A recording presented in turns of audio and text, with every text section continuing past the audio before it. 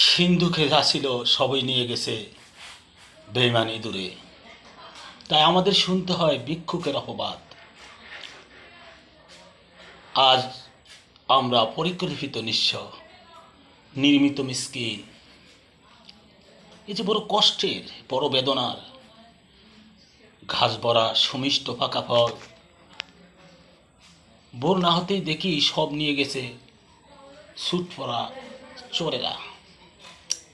চোর চিনেছি, কিছু বলার সাহস পাইনি।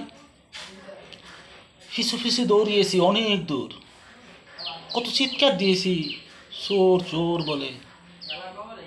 কেউ আসেনি আমাদের সাথে, সবাই শুধু চেয়ে আছে বোবা শিশুটির মতো। কে ধরবে চোর, কে খাটাবে জোর? যারা চোর ধরবে তারা রিস্তায় মামাতো ভাই। তাই আজ মধ্যবিত্তের নীরব কান্নায় সন্ধ্যা তারা মুখ লুকায় মেঘের আড়ালে।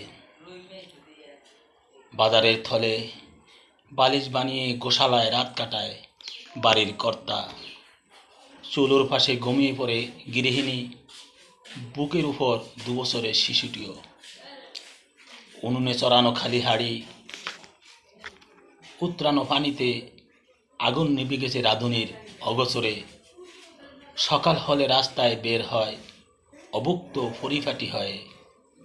কুশল জিজ্ঞাসা করলে কেউ বলি, খুব ভালো আছি দোস্ত, খুব ভালো আছি।